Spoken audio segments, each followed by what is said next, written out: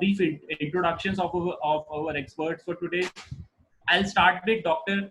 Rokhshad Tavakoli, and she is a senior lecturer in the Faculty of Social Sciences and Leisure Management at Taylor's University, Malaysia.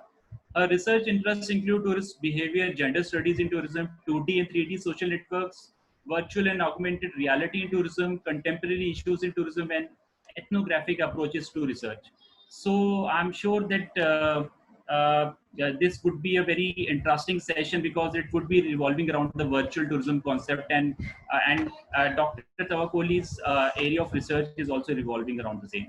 Regarding Professor Manhas, who is our regular expert and also the flag bearer of this particular initiative, which we have started by the name of BIRTH, that is Borderless Educators, Resilience for Tomorrow's Tourism and Hospitality. He's the professor in Business School, University of Jammu, as well as the in School of Hospitality and Tourism Management. He's also the coordinator Global Understanding course, which is being run in collaboration with East Carolina University, United States. So that is a unique initiative which he has taken in 2005. He's also the director, University Business Incubation and Innovation Center, and also the visiting professor to many international universities. His area of research is tourism, recreation, hospitality management, marketing, post-conflict tourism, peace building, film-induced tourism, and destination marketing. And he also won the Institute of Hospitality Education Research Award in 2016 by European Council of Hotel, Restaurant and Institutional Education, the conference which was held in Budapest in 2016. Apart from that, he has also received various prestigious faculty research fellowships like Hungarian Faculty Research Fellowships. And he has also won the Career Award for Best Young Teacher by All India Council of Technical Education, Government of India. And lastly, he has written so many books and research papers which are internationally acclaimed revolving around the theme of tourism and hospitality. So without wasting any time, I would like to request Professor Manhas to please initiate the session. Thank you, Nikhil. Thanks a lot.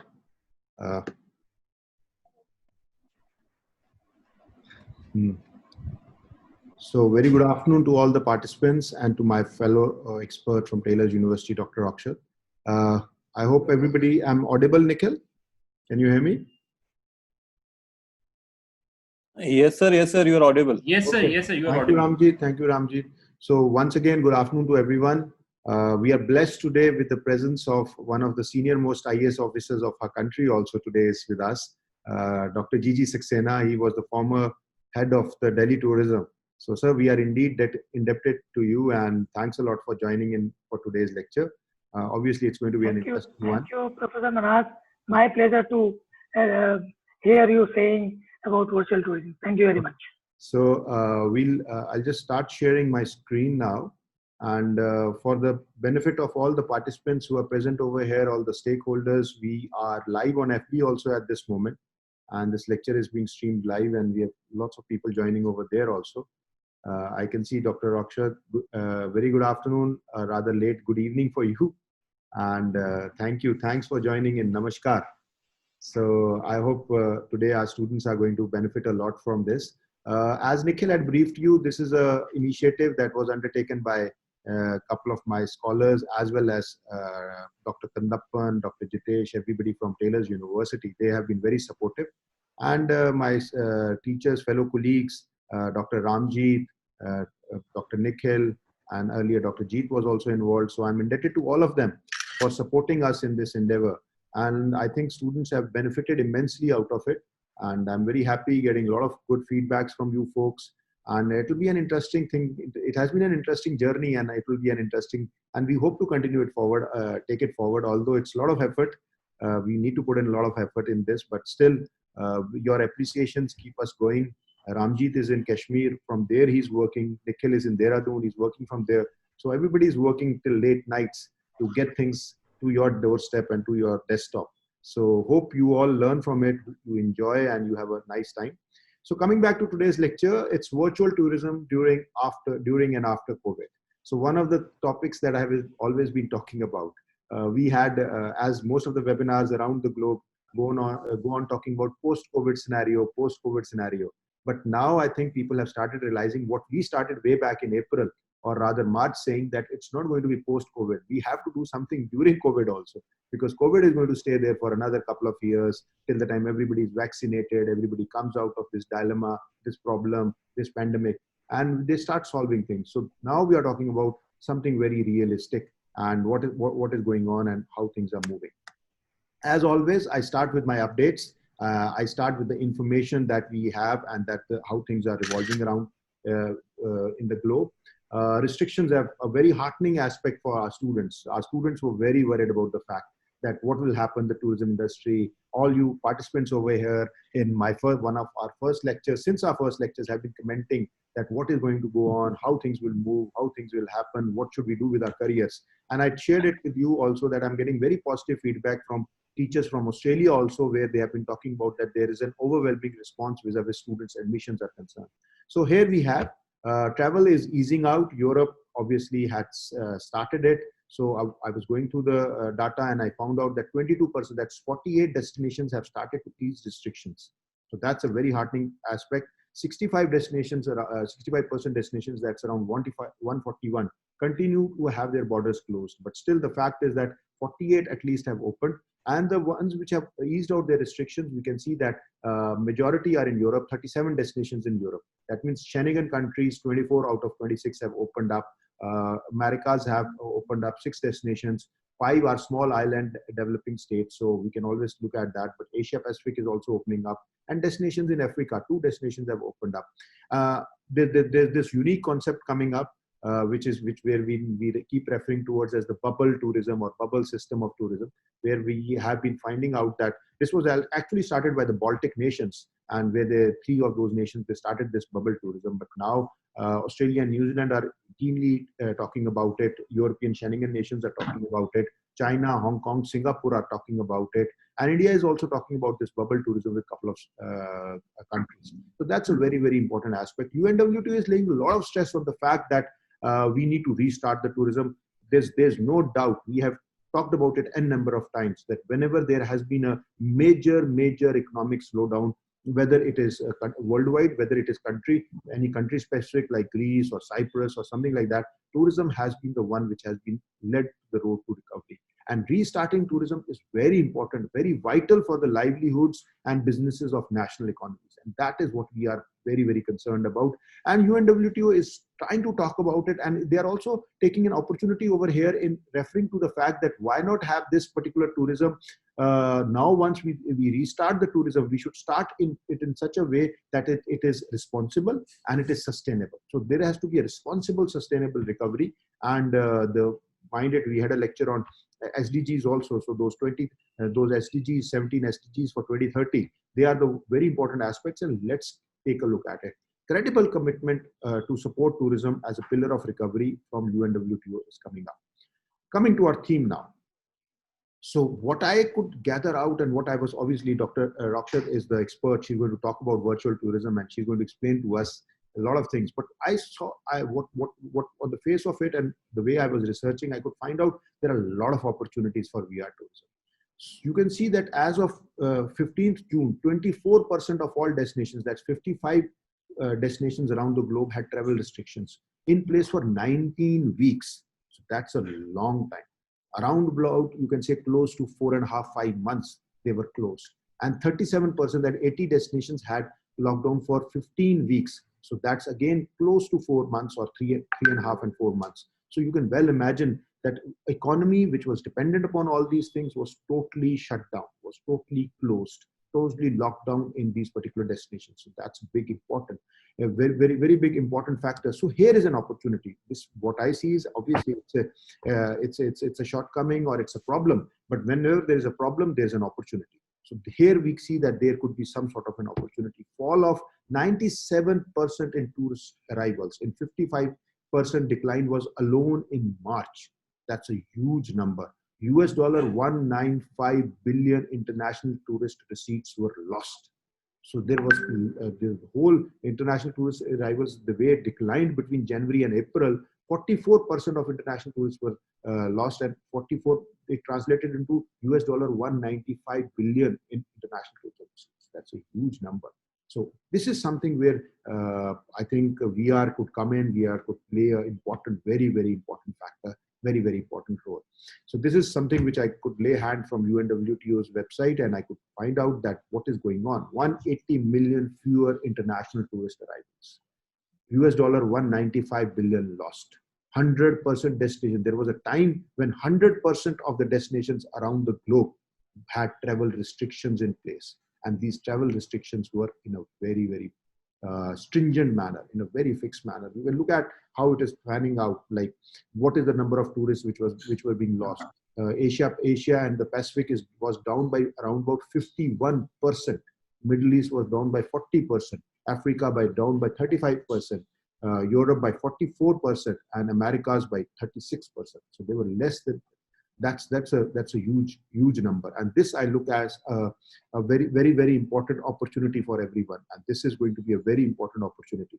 This is something which UNWTO is projecting and is trying to look at. These are some of the scenarios that they are looking at, and they're saying. So if we look at these scenarios closely, they are giving us 3 scenarios over here. But what I see in these 3 scenarios, the minimum loss, the minimum annual change that they are projecting is 58%. And the maximum annual change that they are projecting is 78%.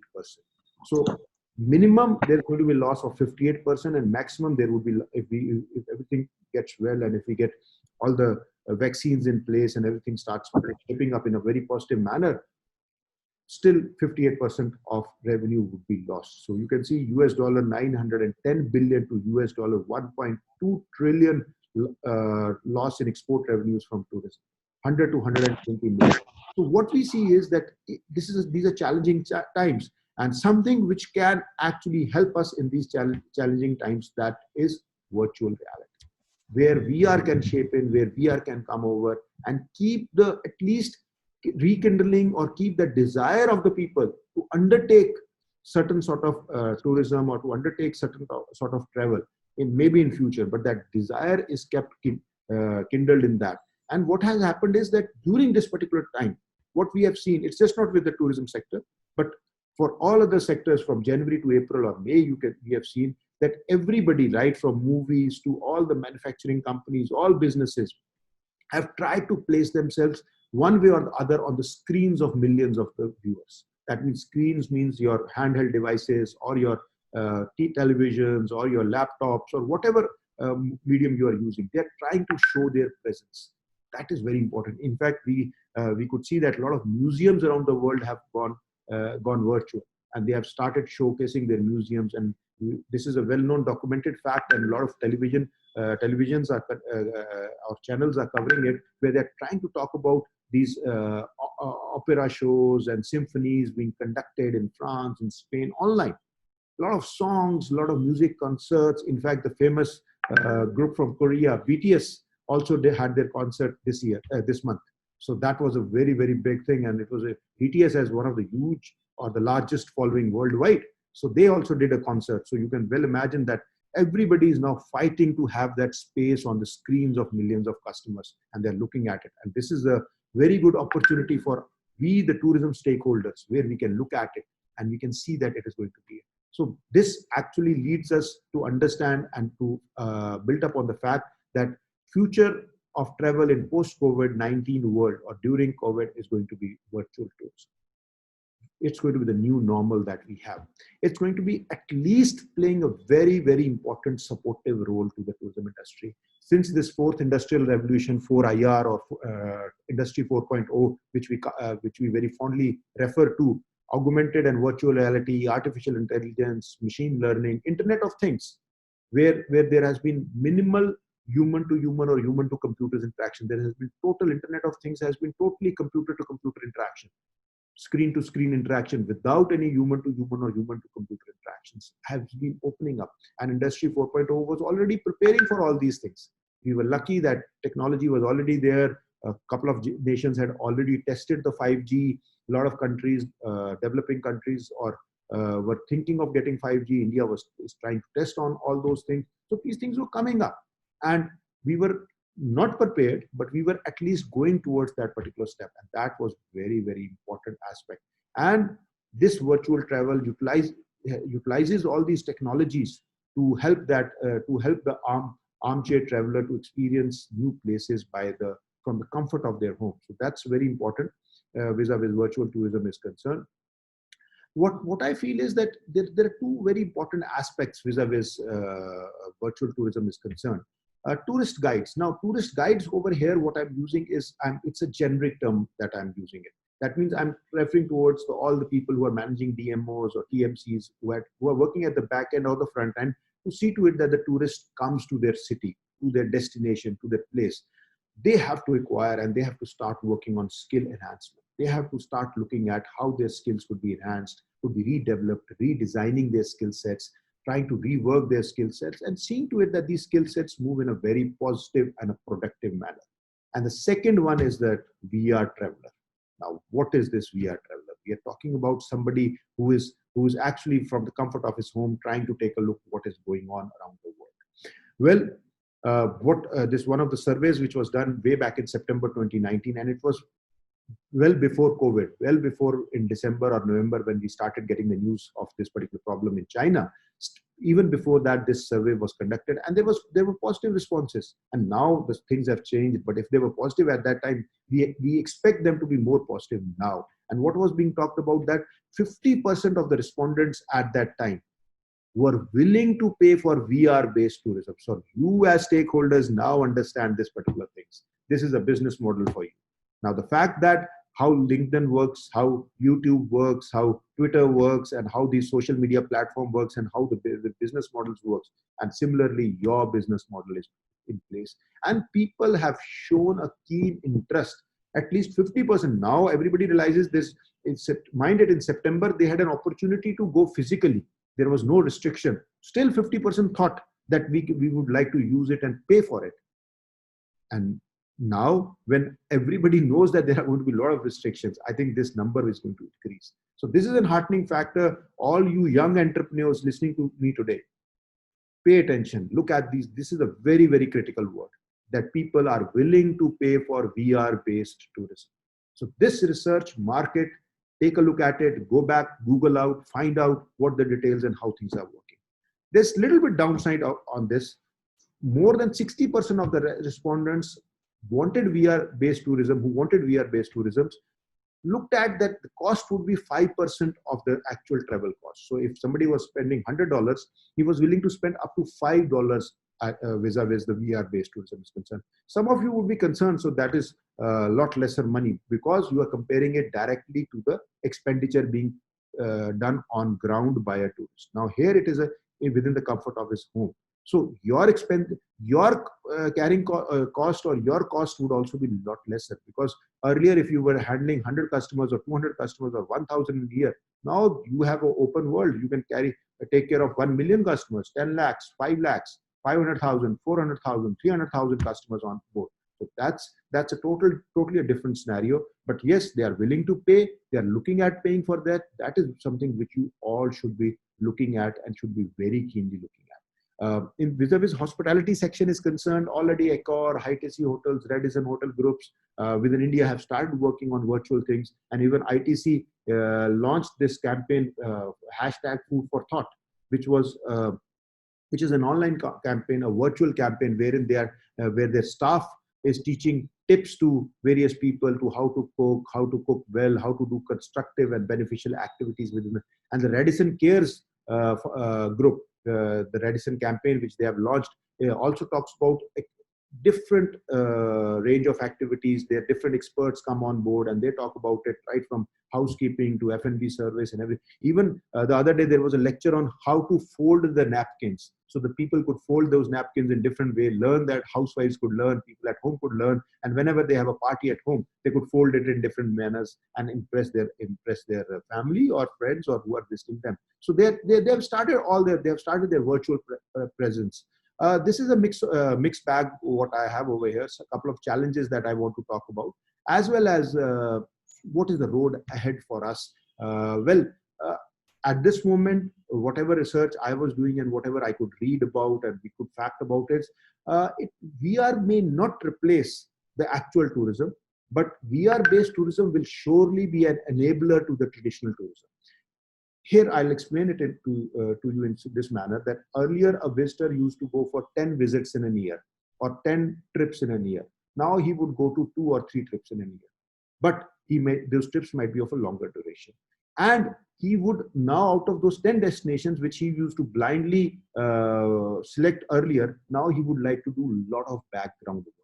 So here the VR as an enabler will come in. So for his 1 or 2 trips, he would try to choose a destination which is perfect for his taste, which perfectly matches his style, and where he's well aware of what is available in that particular destination. So as an enabler, VR is going to be a very, very important aspect, and it's going to play a very important role. Here, whichever destination has more presence through VR, more presence on the screen, they will be able to locate at it, understand the shortcomings, understand the positives. We are a management student, so understand the SWOT, strengths, weaknesses, opportunities, threats, and problems of that destination, and then embark on that journey. So it is definitely going to be an enabler for 90% of tourists who are going to undertake their journeys once the tourism starts, because they will first look at it and then they would like to go and visit that destination.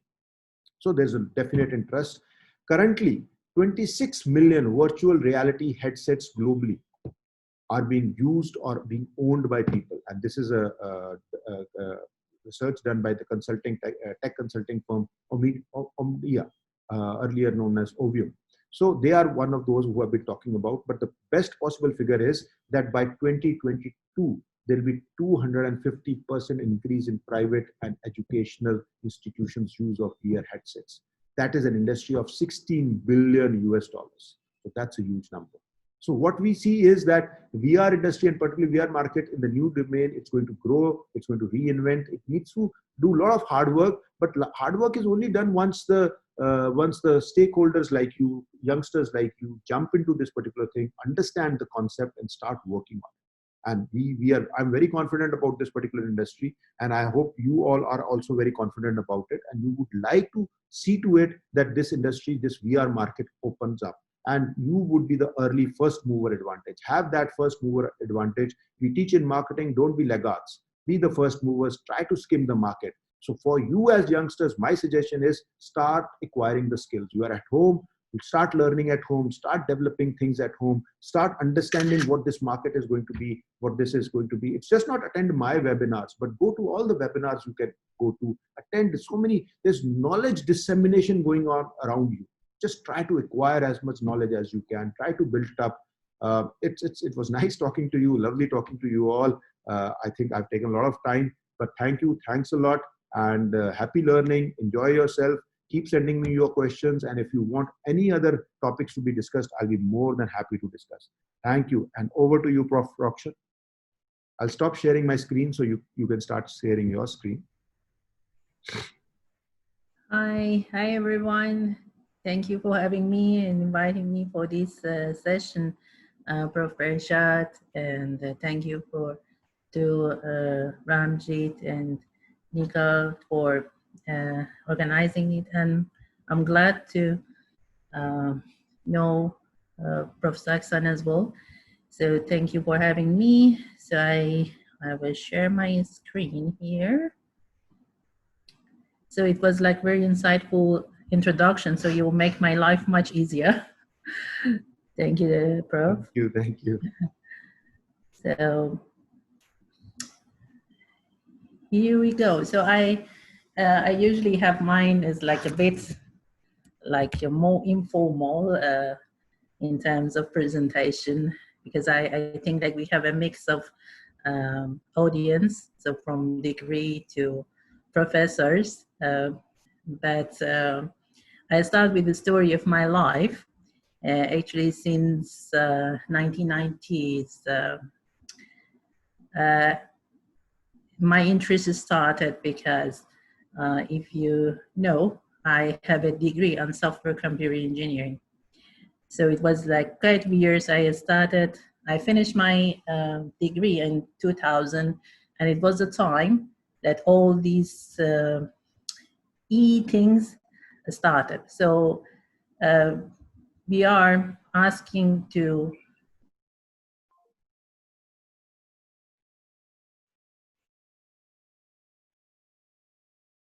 We lost you, Rokhshad.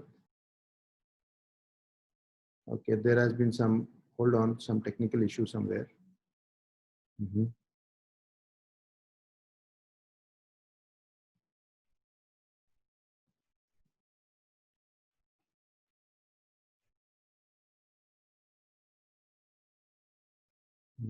Starting to promoting the destinations through website. It was a time that everybody was doing that.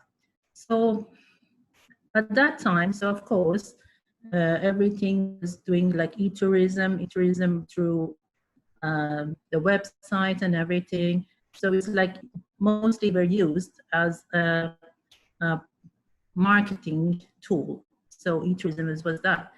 Then my manager came and asked me, can you do something? So you simulate the historical places that people that can get in, because he was an architect, and also he has all these softwares from like different historical places from France, Italy, which were like already they have it. So he brought me these CDs and was asking me to do that. Then I was, no, it's not possible for me to do it because it's very difficult. It's not like a person job, so it's like it should be a team, and it's more complicated. Which is now is like become like more.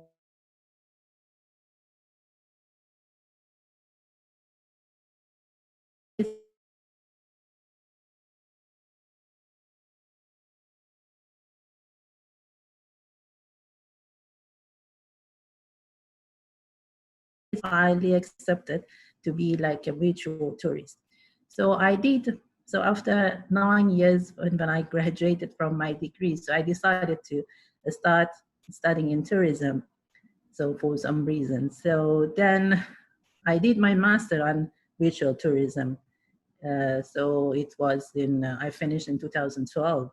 And so I have this answer to that, which I will share with you later. So as you know, during this pandemic, so everybody is like, what we should do and what's happening and this and that. So this industry, huge industry in tourism and hospitality is influencing a lot by that. And people start like these trends of virtual tourism, because we have this travel ban and social distancing practices.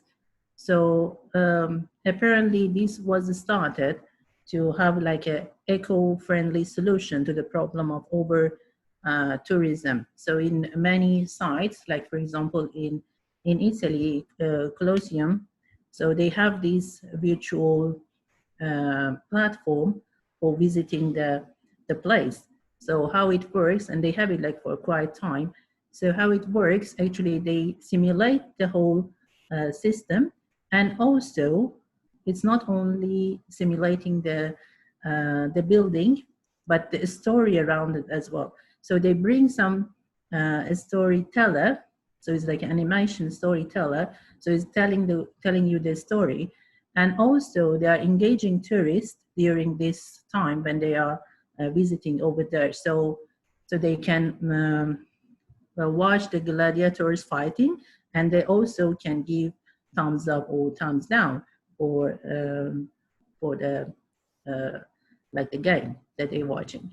So it was like quite interactive, but still it was not like meant to be a part of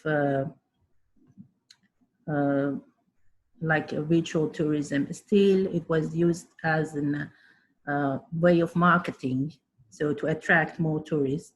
So they will come over there and they have their own experiences. So as Prof also mentioned, so virtual tourism was never been to be replaced with the actual one, but it could be as an alternative way that we have it for for tourists. So I'm working in a project which we are thinking about tourism for all. So many people during pandemic or even after that, so they will have difficulties to travel. So like this event, actually, this COVID-19, so it's highlighted this issue as well. So like virtual tourism can contribute a lot in a different way. As you can see, after this pandemic happened, so I think like all of us, we're receiving the link to all these virtual museum. To be honest, so many people, when they are traveling, so they escape museum because they don't have enough time, or even if you are going to museum, when it's like overcrowded, like the Louvre, it's like really overcrowded that you cannot see anything unless like many people around. So if you want to visit, like for example, one of the masterpieces, so you have to queue up for like hours to see, like for example, Mona Lisa. But of course, these projects help people to have access to these things, to this knowledge and masterpieces. So, for example, I'm not sure if you are aware of this art project by Google. So they are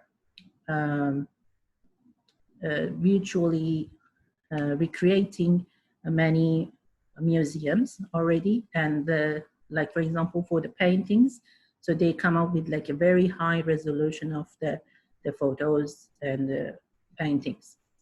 So here I found like one example in Turkey. So after lockdown, actually museums, they're getting like more than 800K visitors during this lockdown. So people start like looking at this museum. So many of you, perhaps you already experienced it as well. So also I found like some information in India as well. So how virtual tourism become like very popular in India. So you receive all these 12 historic sites. You can visually virtually you can visit, and in Europe as well. So they come up with this kind of productions. So they put it online and people can use it. So what is this virtual tourism? Actually, virtual tourism was not a new concept. So it was like there for many years. Like how they defined it, it's also it's like it can be like back to when computer even produced, but like I can say as a academic reference, so John Arry come up with this categorization of tourism. So how he put it, so it's a physical tourism. This is the like what we are calling as a tourism. So you physical movement of the body. So we are traveling that. But we have also imaginative tourism. So you think of reading a novel and how, I mean, the good novels. So it's really take you to the place that the story is happening. So it's like a kind of imaginary travel that you have. And of course, the virtual one, what we are referring to at this moment is like a kind of travel through internet. So this one, it's quite different, but it was there, but like this VR also, it's what we are like calling it VR technology. So it's like we are referring to the immersive ones. So I will explain how different type of immersion that we have. So, I mean, people in my age, I guess they can relate to that. Still we have Web 1. So Web 1 actually is like a normal web page with text and photo, like maximum video. So in this type of internet, in this type of web, so Web 1, you don't have any interaction with your audience. So it means that you produce the content and the audience cannot have any reactions. Okay, so the Web 2, which all of us know, and it's like the most popular one, it's the one that we are referring to social media most of the time. So it's not only social media, but it's any kind of website that has interaction. So it means that the platform is there. So there is an owner of the platform, like Facebook, but it gives you the opportunity to produce content. So the content is not produced only with the owner of the platform, but the users also can provide some like information or interaction. They can have interaction with the other stakeholders, with the other people, with their friends, or whatever, which we call it social media. So it is in tourism also. We have different platforms for that, like TripAdvisor, Expedia, Booking.com in some cases. So you can have an interaction with the organizer or other people. So Airbnb, so it is like a kind of communicative platforms for tourism. But what is Web 3? Okay, so maybe many of the new generation, they already have this experience. I mean, even us. So if you remember, like Atari and all these things during our time. So Web 3 is a kind of platform that you go there, but you have an avatar. Okay, so in Web 2 also you have an avatar, but it's like it's not. It's like a 2D avatar. It's only like it's a photo and your name. So it is how it's identify. You identify yourself with your photo and name and the information that you give.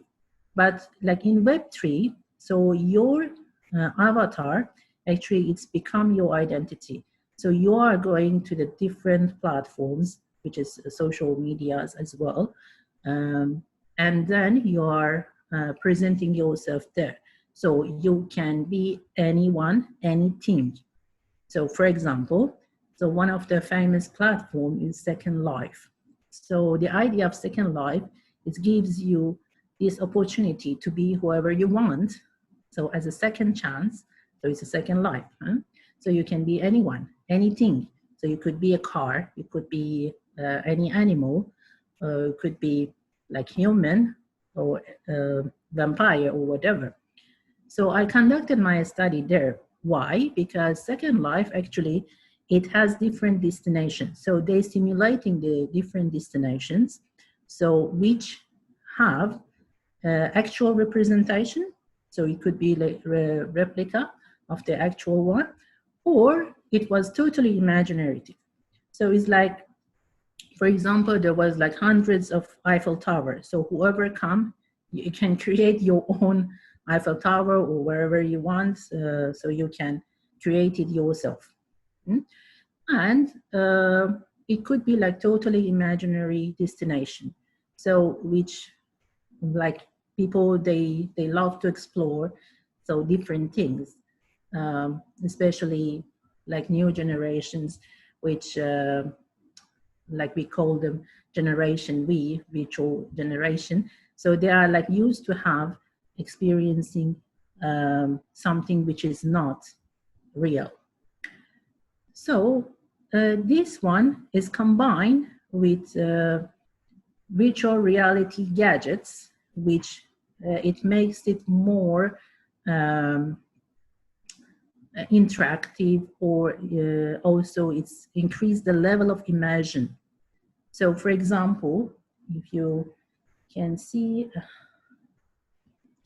so here I have some of the gadgets. So here, so with the VR gadget, so you can go to this kind of platforms, which still is not that much, still under construction, because like Second Life supposed to have it this year, but due to some technical issues, so they stopped the project at this moment. So the level of immersion is not only that you are seeing these things inside, but also you can with the handsets and things, so you can have different interaction with the things. So you can pick up things, so you can interacting with other people, handshaking and all these things. So the level of immersion is increased in this interaction. So that's why I explain these things, that you differentiate between the different level of VR. So some of them, like virtual museum, so maybe you only can watch it through your mobile phone or your laptop, but in the immersive one, so you have like more interaction, or at least you feel like more immersive. So we are working on this part, and the more immersive part, which is like 3.5 or 4 at this moment. So it's my my project. So as I mentioned, so it's like this virtual reality. So it could be, it has like some key features. So it could be like an actual place, or it could be like a fantasy. The level of immersion, it could be semi-immersive or full immersive. The sensory feedback, so how you have the feedback from the context, so the environment, and how you can communicate with the other people. So some of the platforms, so you don't have like interaction with the other people, but you can have interaction with the robots. But like some of them, you can have interaction with the other people as well. So how we can link so to the sustainability, which is like very common these days.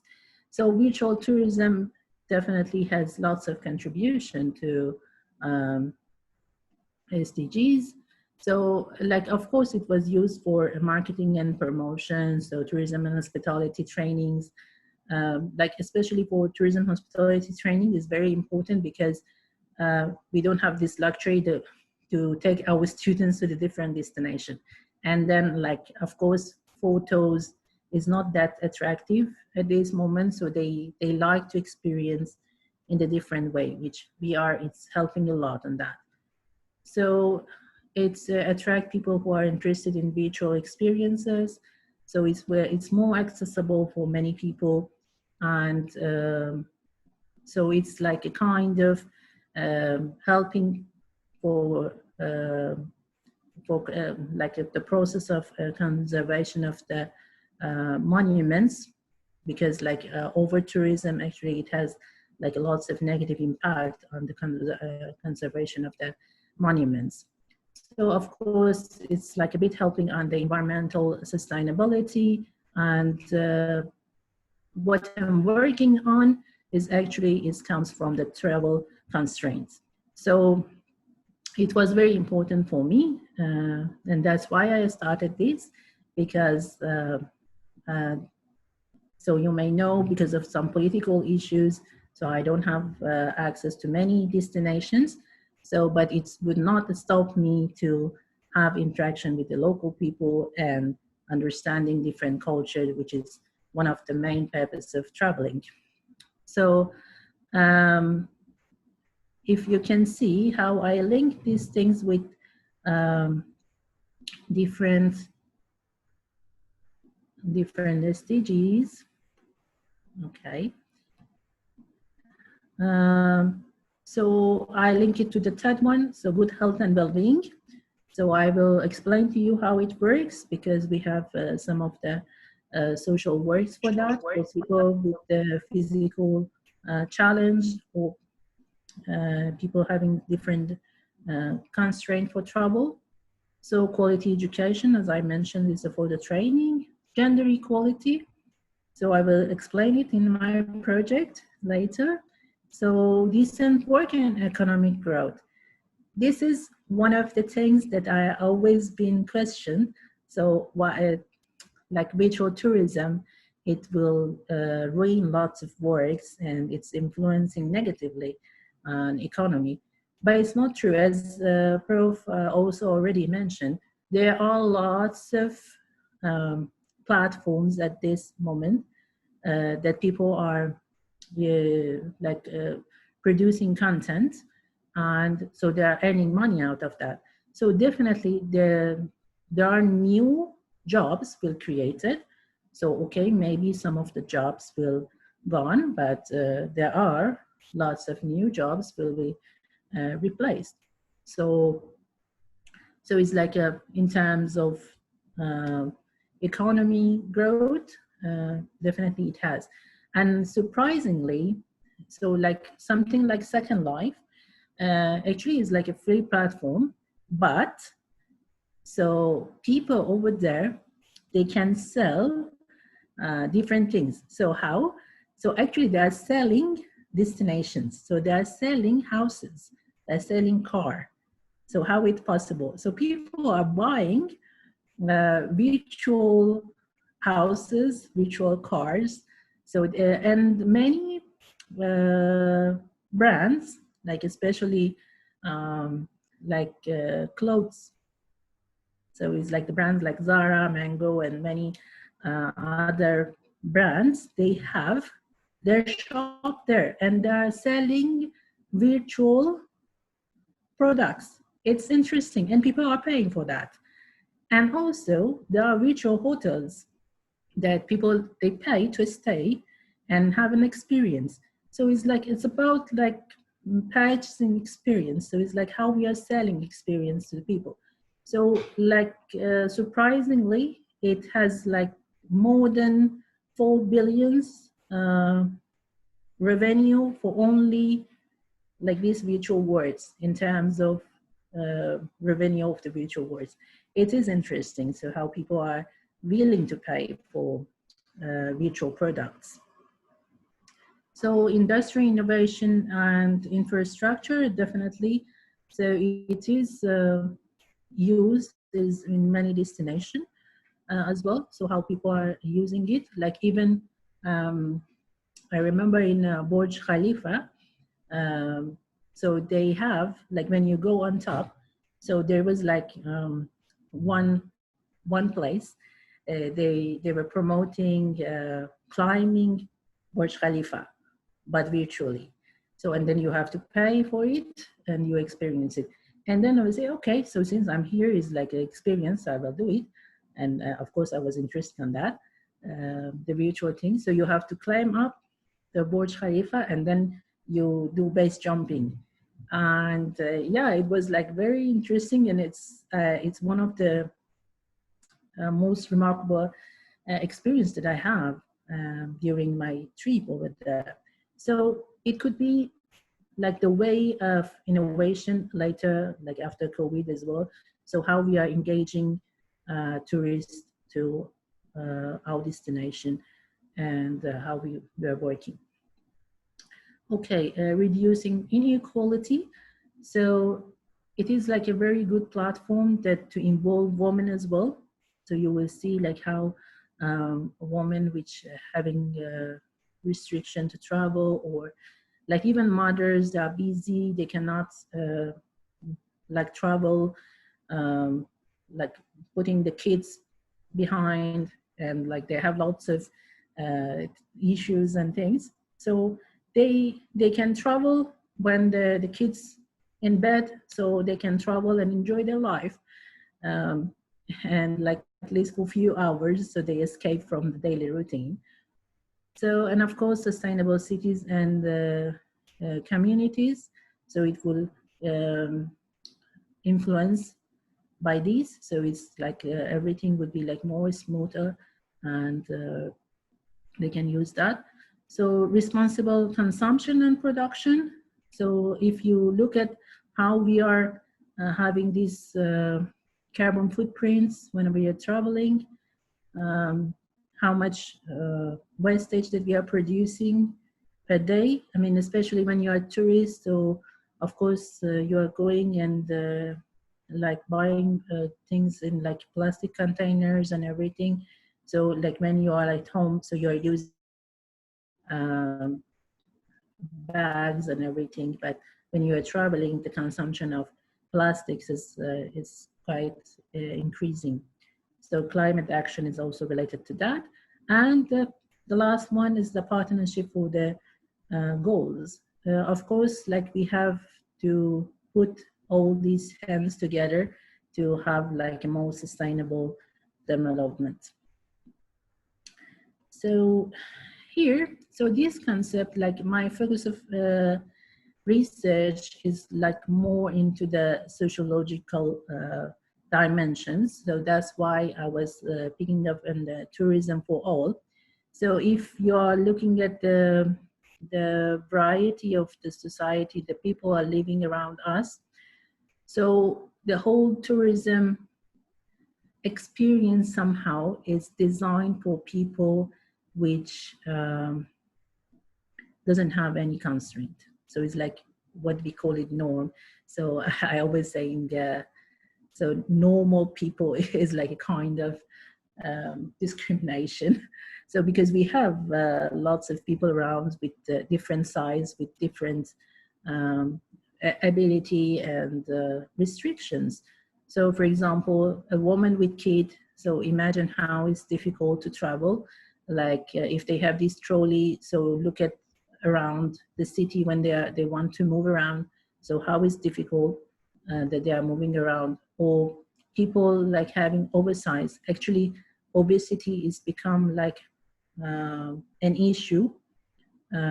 Is okay, of course, for any reason. So people, it's like a social reason it has behind it. So people, they cannot easily travel. So if they want to travel, so like by air, so they have to buy 2 seats and so on. So they have lots of restriction that they have. So like female, if they are pregnant, they have issues for traveling. People, if they are having any physical challenges, if they are like in wheelchair, if they are visual impaired and all, so they're having like issues. Like even senior people, so they're having lots of issues. So we come up with this theory of inclusion. So these people apparently was excluded, and then so they are like a part of a group that they've been overlooked, or is not they are not paid attention to them because they are minorities. But nowadays even minorities are like very important. So then we want to bring them inside. But integration also, it doesn't mean that you are okay including them. So we're having like some amendments in the like in the street. So you have like these paths for people having like visually impaired and all these things. But the whole idea is that we have to include them. So it's these things which is happen to them, it shouldn't be a barrier for them. So especially for tourism. So I have a project that I'm focusing in 3 aspects. So like one of them is women, because of course I chose this one because I was woman. So my study on virtual tourism started by women who having constraints of traveling or having some issues when they were traveling. And then another project that we have, it's on the people with physically challenged. So they have lots of issues. They cannot travel, it could be health and things. And we have another one, which is like for the elderly. So we call it the silver tourism. So apparently it's become like more relevant at this moment because these people also is like more vulnerable during this pandemic. So, and then this travel restriction is applied more to these people. So then it's very important how we address this issue, because like of course this one may finish in 2 years, because they say that okay, postpone all your travels until 2022, but still this constraint is existed for them. So it is more relevant at this moment because they have this health constraints, so they shouldn't travel because their life is like more on risk, like especially elderly people, and also people with physical challenges as well. So so I have a project which is funded by Taylor's University. I have a grant, and we are working on one of the aspects is in empowering women through virtual tourism. So how it's helped them? So like it could be like in 3 aspects. So as a virtual tourist, so they have like the ability to travel more, and because we know like lots of women having issues in terms of getting out of the country, and so they need like their guardian's permission, or either like if they're married, so their husband's permission, or they don't have enough time because they have to look after the family and all these things. So there is lots of things. So it shouldn't be a barrier. These barriers shouldn't be a stop them for traveling and enjoying, participating in tourism activities. So definitely it brings them a very good opportunity to experience different places. So pretty much we're working on like this gender equality to having access to these products. Then in terms of services and products, so it's like a virtual services as product. Okay, so the funny things, so most of the things that's produced is produced by men, because okay, computer science or all these mechanical things, it was like dominated by men. So whatever they are producing, so it's like based on their own understanding of the world. But the problem is that how we can change this. So you look at the available virtual games, so you will see like how different they are in terms of masculinity and femininity. So the one is for men is more onto car race and like war and killing people and all these things. And the one is like for woman is like very girlish and things. So it's in between, because we don't have enough programmer and developer and VR and AR. So there is this gap existed. So another thing that we are like trying to have this, creating this platform to encourage women to participate in this type of activities. So yeah, the other things is like for the people having the accessibility to the sites. So like there are lots of issues that they have. So probably mostly is the most important thing is accessibility. So how we can make it barrier free for them, so they can go to the different destination without barriers. As much as like we try to have a more sustainable cities, but still I can tell you it's not practically implemented. So that's why you don't see many people on wheelchair, and they are like a hidden population actually. So or either people like having difficulties on hearing or on visual things. So, and plus people like senior people when they want to move around and all these things. So we have one of the experiments with senior people in Malaysia. So, and it was very interesting because we started with the idea of marketing. So it was the context that we used. Dr. Rokhshad? Yes. Very sorry interrupting you. Actually, we have some stipulated time to complete the lecture. Actually, we have students need to go for some other classes. Apologies, okay. I interrupted in between. So, but students have their, yeah. Okay, so good. I'm really sorry. I mean, we have a few questions as well. Just a moment. Dr. Rokhshad can just end off in 1 or 2 minutes. Just give her 1 or 2 minutes. Yeah, sure. Sure, sir. Okay. Okay. It's the last slide. Okay, so we have this one. We started like for marketing a destination to these people, but like apparently they themselves, they mentioned like why even we cannot use it as a replacement, because if they are like traveling, they have lots of constraints and all these things. So, okay, so here is a part of the experiment. Yeah, I did it like based on the methodology of ethnography. So you can read my publications if you want on ethnography, how we did it. And yeah, thank you. So it's, sorry if I taking too much time. No, that's totally fine. It was a very interesting and a new thing for our students. So they need to learn and understand about it.